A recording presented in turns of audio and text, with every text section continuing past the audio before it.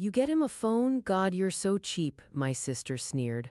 I'm done, I said, taking back my gift and walking out. By morning, my phone exploded with texts.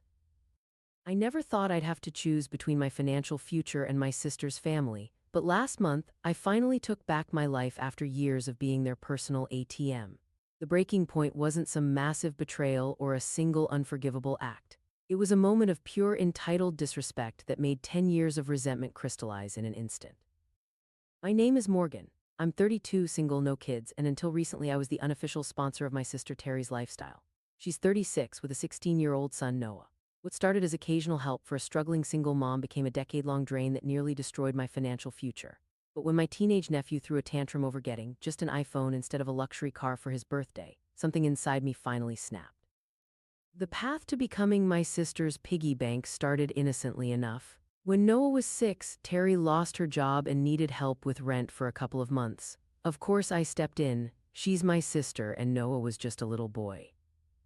2 months turned into 6. 6 months turned into a year. Before I knew it, I was covering not just emergencies but regular expenses. $1,400 for rent, $350 for utilities, $500 for groceries, $400 for Noah's activities. Every single month. Meanwhile, I lived in a cramped one-bedroom apartment, drove a 10-year-old Toyota, and pushed back my own dreams. No house down payment. Minimal retirement savings, no exotic vacations, just the quiet satisfaction of knowing I was helping family. At least that's what I told myself to justify the constant drain. What made it worse was watching Terry's choices. She'd find jobs but quit when they became too stressful. She'd date men who contributed nothing. She'd come home with designer bags while I was eating ramen to make up for the money I'd sent her. Each time I tried to discuss finances, she'd cry about how hard it was being a single mom, how Noah needed stability, how she was doing her best. And our parents, they enabled the whole thing. Morgan, you're so blessed with your career. Terry needs more help with Noah, he's just a child. Never mind that I worked 60-hour weeks to climb from entry-level to senior management while Terry called in sick whenever she felt like sleeping in. The demands grew like weeds. First it was just rent. Then it was utilities, then it was Noah's sports equipment, then it was braces, then it was a small loan for a car down payment. None of these loans were ever repaid. Each time I hesitated, the emotional manipulation would start. I guess Noah just won't have Christmas this year, or we'll just have to live in our car, but that's fine. I almost broke free 3 years ago. I'd saved for months to take a dream trip to Japan, somewhere I'd wanted to visit since college. 2 days before my flight, Terry called crying that they were being evicted. I canceled my non-refundable trip and sent her $3,000. Later I discovered the eviction notice was actually just a late rent reminder, and she used most of my money for a weekend spa trip with her friends because she needed to de-stress. Still I stayed, still I paid, until Noah's 16th birthday. I'd saved for months to buy him the latest iPhone. $1,200 isn't small change, especially on top of the $700 I'd already spent on the party Terry insisted Noah deserved: venue rental, catering, decorations. Things he wouldn't have had without my checkbook. I was excited to give him something special, something he'd been hinting about for months. The party was in full swing when Noah opened my gift. The bright blue Apple box sat in his hands for maybe 2 seconds before his face twisted into a look of pure disgust. An iPhone? Seriously? He looked around at his friends, then back at me with pure contempt. Jake's parents got him a BMW for his birthday. I thought you were getting me a car. What am I supposed to do with another phone? The room went silent. My cheeks burned as 24 teenagers and parents stared at me, but it wasn't Noah's reaction that broke me. He was a teenager after all. It was what happened next.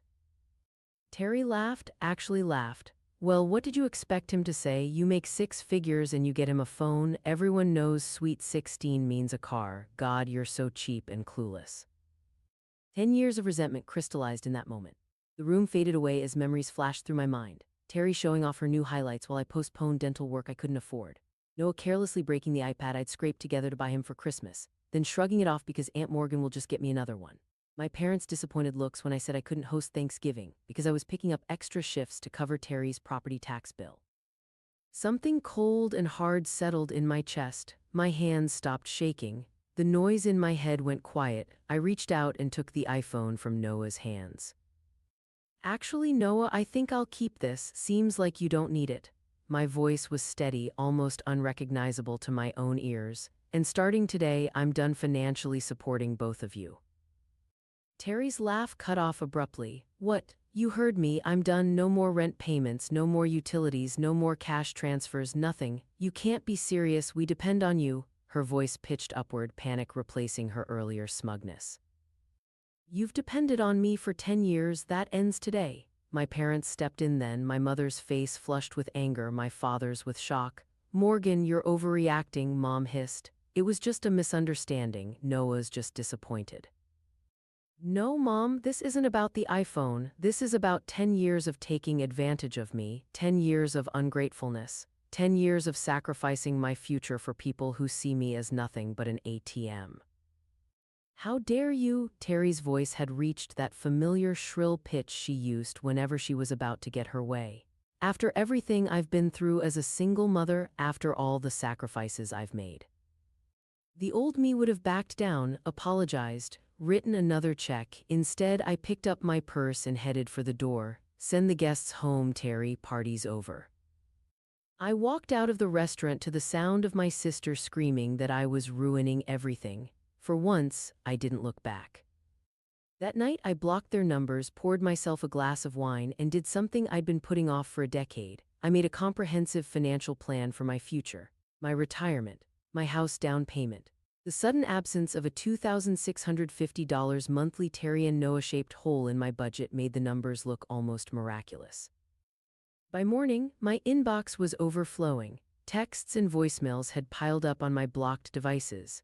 Flying monkeys had been dispatched, cousins, aunts, family, friends, all telling me how cruel I was being, how family should support family, how Terry and Noah would be homeless without me. I ignored them all and drafted an email. Terry, this email serves as formal notice that I will no longer be providing financial support of any kind. All previous monetary gifts were exactly that, gifts, not loans with expectation of repayment, though you've claimed they were loans when it suited you. For clarity, I will not be paying your July rent or any expenses going forward. I will not respond to financial emergencies. I will not be guilted, manipulated, or shamed into changing my position. I've supported you for 10 years while sacrificing my own financial security. That ends now. Morgan. I sent it, then called my bank to cancel all automatic transfers to Terry's accounts. I documented every gift, every transfer, every loan in case she tried to claim I owed her anything legally. Then I took a deep breath and did something radical. I scheduled a long overdue therapy appointment.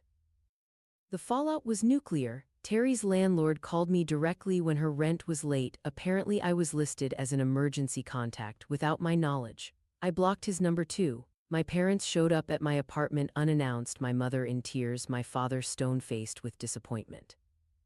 She's going to be evicted, Morgan. Is that what you want, for your nephew to be homeless? Mom's voice broke on the word homeless, a calculated touch. Terry makes enough to cover rent if she budgets properly, I replied calmly. She has a job, she chooses to spend on luxuries before necessities.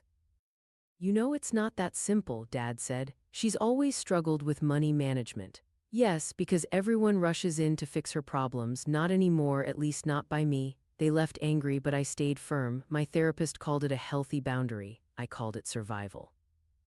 3 weeks after the birthday disaster, Terry, Noah, and my parents ambushed me at my apartment.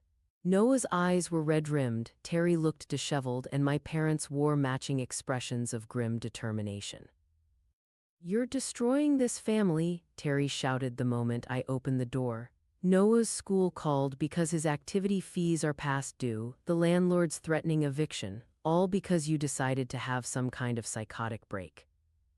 I stayed calm. Those are your responsibilities, Terry, not mine. You've always helped us. You can't just stop because your feelings got hurt over some stupid birthday gift. Noah stepped forward then, eyes downcast. I'm sorry about the phone, Aunt Morgan. I was a jerk. I didn't mean it. His voice sounded rehearsed, empty. This isn't about the phone, Noah. This is about years of being taken for granted by all of you. My mother tried next, her voice soft and manipulative. We know you're upset, sweetie, but don't take it out on Noah. He's just a child. He's 16, Mom, old enough to understand that money doesn't grow on trees and that treating people with respect matters. The conversation spiraled from there. Terry threatened to tell everyone at my workplace that I'd abandoned my family. My father suggested I might have mental health issues. When nothing worked, they switched to begging, then back to threats. Finally, I'd had enough. You need to leave now or I'll call the police for harassment. You wouldn't dare, Terry gasped. I picked up my phone. Try me. They left, but the war was just beginning. Terry started a smear campaign on social media, painting herself as the struggling single mom abandoned by her heartless sister. Flying monkeys continued to call and text. Anonymous gift boxes of ramen noodles were delivered to my office with cards saying, "Thought you might need these since you're so broke you can't help family." I stayed silent and strong. I blocked, I documented, I focused on healing. The changes in my life were immediate and profound. Without the constant financial drain, I was able to increase my 401k contributions. I started seeing a financial advisor. I began house hunting. I slept better, the constant anxiety about Terry's next crisis finally lifting from my shoulders. Through mutual friends, I heard that Terry was finally facing reality. Her first wake-up call was having her electricity shut off for non-payment. Then came the late fees on every bill. Noah had to drop his expensive travel soccer team when she couldn't afford the fees. Most shocking of all, Terry had to take on extra shifts at work to make ends meet. 3 months after what my therapist and I now called the emancipation, I received an unexpected text from an unknown number. "Aunt Morgan, it's Noah, got a new phone number, can we talk?" After careful consideration, I agreed to meet him for coffee. The Noah who showed up wasn't the entitled teenager from the birthday party. This Noah looked tired. His designer clothes had been replaced with simple jeans and a plain t-shirt. He had a name tag from the local grocery store clipped to his backpack. "I got a job," he said, following my gaze to the name tag. "Been working there about a month now. It's just bagging groceries and cart return, but it's something." "That's good," I said, keeping my tone neutral. "I never realized," he started, then stopped, swallowing hard. "I never realized how much you did for us until it was gone. Mom always said you helped out sometimes, but I didn't know you were paying our rent, our utilities, my activities, everything. Your mom should have been honest with you about our financial situation." "She's mad all the time now," he said, staring into his coffee. "Blames you for everything. But last week I found all these shopping bags in her closet, stuff with tags still on that she bought right before my birthday, expensive stuff, when we could barely make rent." He looked up, his eyes surprisingly clear. "That's when I realized maybe it wasn't all your fault." We talked for an hour, really talked, possibly for the first time.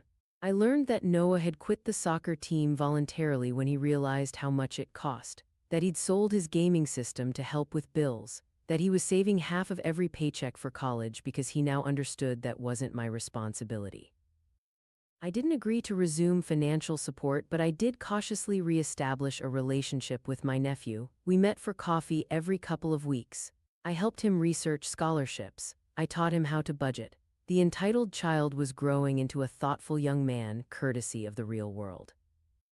Terry remained another story. 6 months after the emancipation, she showed up at my apartment unannounced. She looked better than the last time I'd seen her, hair done, nails manicured, which immediately put me on guard. "I've been doing a lot of thinking," she said when I reluctantly let her in. "Maybe I did take advantage a little, but you could have talked to me instead of just cutting us off completely." No apology, no acknowledgement of the years of manipulation, just a subtle suggestion that I'd been the unreasonable one. "I tried talking to you, Terry, for years. You never listened." "Well, I'm listening now." She smiled her familiar, calculating smile. "Noah misses you, we both do. We're family, Morgan, we should be able to work through anything." "What exactly are you hoping to work through?" I asked, already knowing the answer. She had the decency to look slightly embarrassed. "Well, things have been tight, as you can imagine. Noah's college fund isn't growing like it should, and there's a program he wants to do this summer, really good for his college applications, but it's expensive." "No," she blinked. "I haven't even told you how much. It doesn't matter how much. The answer is no, I'm not financially supporting you or Noah anymore. But you're doing so well, it wouldn't even be a big deal for you." An apology without change is just manipulation, Terry. You haven't changed. You're still looking for handouts instead of solutions. She left angry, but I felt lighter than air. I'd faced her without crumbling, without guilt, without reaching for my checkbook. A year after the emancipation, my life is unrecognizable. I've closed on a beautiful condo. My retirement accounts are growing steadily. I'm dating someone who respects my boundaries and pays his own bills. I've even booked that trip to Japan, finally. Noah is thriving in his own way. He's working part-time, keeping his grades up, applying for scholarships. We have dinner twice a month, and he recently asked me to help him open his first investment account with his savings. The entitled teen is becoming a responsible adult. Terry lost her apartment and had to downsize to a smaller place in a less desirable neighborhood.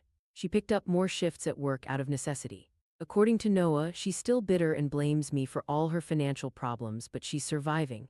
Sometimes that's the most loving thing you can do for someone. Let them face the consequences of their own choices. My parents remain caught in the middle. They still believe I should help Terry more, but they've stopped actively pressuring me. Last Christmas, my mother actually said something that gave me hope. Noah seems different, more mature. Maybe this whole situation has had some positive effects. It was as close to an acknowledgement as I was likely to get. The hardest lesson I've learned is that sometimes the most difficult boundaries to set are with the people we love most. For 10 years, I thought I was being kind, helpful, a good sister and aunt. In reality, I was enabling destructive patterns that hurt all of us. My financial support wasn't helping Terry become self-sufficient. It was teaching Noah that he deserved handouts. It was preventing both of them from experiencing the natural consequences of their choices. Sometimes love means saying no. Sometimes the kindest thing you can do is stop rescuing people from their own decisions. I don't know what the future holds for my relationship with Terry. Perhaps someday she'll truly understand that my boundaries aren't punishment but protection for both of us. Until then, I'll keep living my life on my terms, saving for my goals and modeling financial responsibility for Noah. The chains of guilt and obligation that I carried for a decade have finally fallen away. I'm not just financially free, I'm free.